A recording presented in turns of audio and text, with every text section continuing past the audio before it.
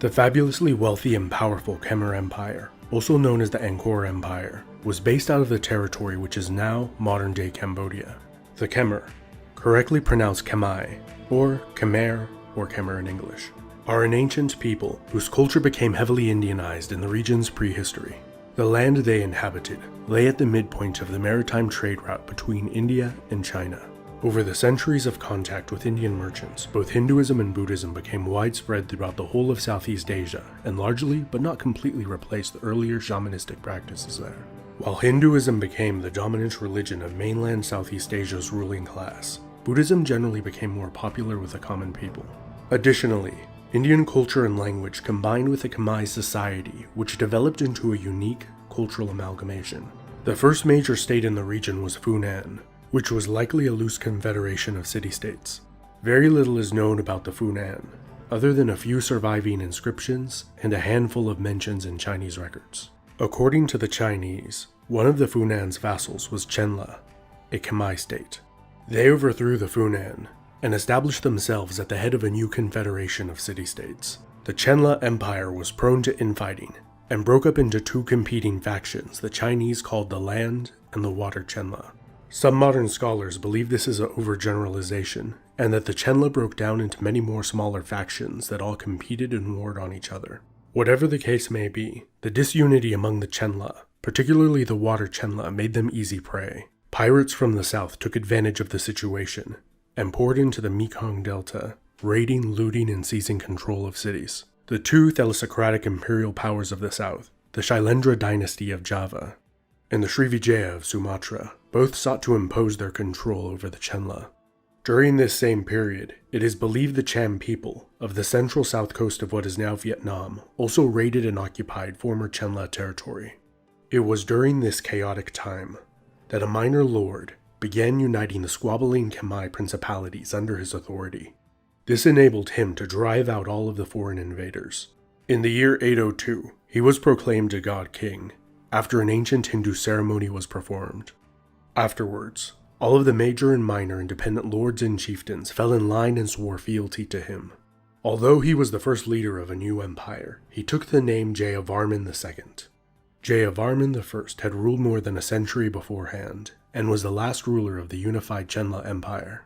The name Jayavarman harkened back to a more prosperous and powerful time, and the revival of past glory. Jayavarman II moved the capital city to a more defensible location in the north, further away from the open flatlands of the Mekong Delta. Jayavarman's successors expanded the kingdom to the north and west. They defeated and vassalized the predominantly Mon kingdoms of Laval and Harapunchai after several campaigns. They also maintained hostile relations with the rapidly expanding Srivijayan Empire to their south. To combat the growing threat, the Khmer made an alliance with the Srivijayan's commercial competitor, the Chola dynasty of southern India. The Chola sent a massive fleet, which raided and plundered Srivijaya's major cities. After a peace treaty was negotiated, Srivijaya entered a long period of decline and infighting, which increased the Khmer Empire's commercial and political influence over the region.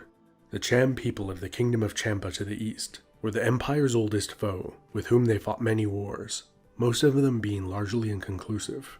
Usually Champa was victorious when they were invaded, and the Khmer were victorious when the Cham invaded them. There were a few exceptions when one side would plunder a major enemy city and carry off some loot, declaring victory afterwards, but little territory changed hands.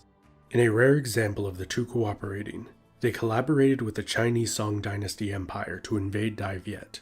After the Dai Viet defeated the Chinese, they changed their mind about the whole invasion thing and withdrew their forces. Their friendship was short-lived, and they soon resumed unsuccessfully invading each other. One of the remarkable aspects of the Khmer Empire is that from the early years of its formation as an empire, it was constantly plagued by palace intrigues, civil wars, and internal rebellions, many of them successful. But in despite of all the internal conflict, the empire appears to have been well run, its population grew rapidly, and the land was usually exceptionally prosperous. As the nobility played the Game of Thrones with each other, the ministers, scholars, and priestly bureaucracy actually ran the country. Consequently, their power, wealth, and influence steadily increased over the centuries. In the late 11th and early 12th century, the empire went into a short period of decline. As the nobility waged war on each other in the Cham as they liked to do, the western vassals stopped paying tribute. Surya Varman II got the nobility in line and reunited the empire. During his long reign, he launched multiple failed invasions of Dai Viet. He had successfully coerced the Champa into joining him on at least one of his invasions of Dai Viet. When they refused to join him on another invasion of Dai Viet, he invaded the Champa instead. And unlike the numerous invasions of his predecessors, this invasion was successful. He killed the Cham king, sacked the capital city, put his brother-in-law on the throne of Champa, and returned home to celebrate. The Cham immediately rebelled and executed his brother-in-law. He invaded Champa again, in a disastrous campaign where it is believed he died. Surya Varman II probably wanted to be remembered as the man who destroyed the Champa, but instead, he is known as the man who built Angkor Wat, the largest religious structure in the world, dedicated to the Hindu god Vishnu. Throughout the history of the empire, the plain of Angkor hosted no fewer than 7 grand capital cities, each with a massive temple at the center. An intricately engineered network of canals used for irrigation and speedy travel connected all of these cities into one massive metropolitan zone. At its height, the combined super city is estimated to have had over 1 million inhabitants, making it the largest city in the world at the time. In the fascinating documentary, Angkor, Twilight of Civilizations, available on this video sponsor, CuriosityStream, the details of Angkor's construction and its mysterious demise are examined. If you happen to be spending more time at home these days, a great way to invest your time is with CuriosityStream, a streaming service hosting thousands of documentaries and non-fiction titles covering a wide variety of topics. The annual plan, which is less than $20 for a whole year of unlimited access, is really good value. So go to curiositystream.com/epi. And for my viewers, enter the promo code EPI during sign-up to get 30 days membership for free. During the reign of Surya Varman II's successors, the country was plunged into civil war. This enabled the Champa to enact revenge on their old foe. They defeated the Khmer and took their capital city of Angkor. Angkor was taken by a daring surprise attack. The Cham sailed a fleet up the Mekong River, across the Tonle Sap Lake, and up a smaller tributary river to the city. The empire appeared to be on the brink of a complete collapse when Jayavarman VII united the squabbling Khmer factions and drove out the Cham. He later counterattacked and conquered the Cham, making them a vassal state for a time. During Jayavarman's reign, the empire drastically rebounded and experienced a short-lived golden age. His massive building program did not only include the typical temples and palaces, but over 100 hospitals were also built for the common people. Even though Jayavarman VII was a Buddhist, who widely promoted the religion throughout the empire, the Hindu priestly bureaucracy continued to increase their power, receiving lavish gifts from the nobility. The Champa regained their independence shortly after Jayavarman's reign. In the west, the Thai, a people who had previously migrated from the north, overthrew the Lavo, vassals of the Khmer, and established their own kingdom of Sukhothai. Shortly afterwards, a second hostile Thai state formed in the north, Lanna. 3 years later, in 1292, the Mongols invaded. After some moderate-scale border clashes, the Khmer decided to give them some gold, and they went away. In 1350, power in Sukhothai was usurped by the powerful city of Ayutthaya. Its first king married the Khmer emperor's daughter in the hopes of forming an alliance, which soon fell apart. Ayutthaya then launched a failed invasion of Angkor. The empire was too weak to hold on to the north. Consequently, the independent allied Lao kingdom of Lanzang was established as a buffer against attacks from the north. Lanzang had better success in halting Thai expansion and defeated them several times.